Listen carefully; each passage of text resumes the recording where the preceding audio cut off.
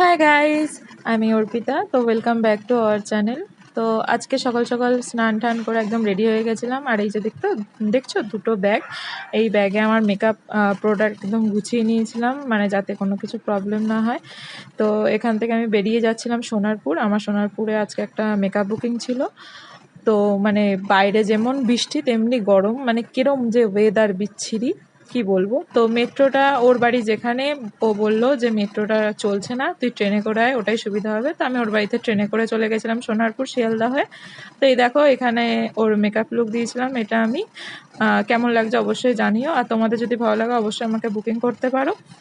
আর ভিডিওটা যদি ভালো লাগে তাহলে অবশ্যই লাইক কমেন্ট শেয়ার করো। তো আমি বাড়ি ফেরার সময় আর কোনো ভিডিও করতে পারিনি, কারণ আমি শিয়ালদা স্টেশনে বসে বসে এত বোর হয়ে গেছিলাম যে বাড়িতে এসেই আমি কোনো রকমের ড্রেস চেঞ্জ করে ঘুমিয়ে পড়েছি। মানে খুব টায়ার্ড ছিলাম সারাদিন, বুঝতেই পারছো যে দাঁড়িয়ে দাঁড়িয়ে মেকআপ করা বা এতটা দূর যাওয়া, এত ভারী কিছু নিয়ে প্রচুর জার্নি পড়ে।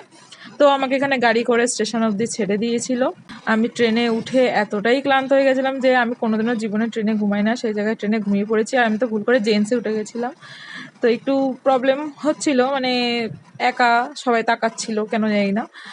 তো এখানে ট্রেনটা মোটামুটি ফাঁকা পেয়ে আমি সিট পেয়ে গেছিলাম, সেটা একটা দিকের ভালো, কারণ এই ভারী ব্যাগ নিয়ে দাঁড়ানোটা খুব মানে বিচ্ছিরি ব্যাপার হয়ে যায়। কিন্তু যেতে যেতে ট্রেন সেই ভিড়ই হয়ে যায়। তো ভিডিওটা এখানে শেষ করলাম, ভালো লাগলে অবশ্যই লাইক করো, বাই। আর হ্যাঁ, ভিডিওটা ভালো লাগলে অবশ্যই ফ্যামিলি আর ফ্রেন্ডসদের সাথে শেয়ার করো কিন্তু।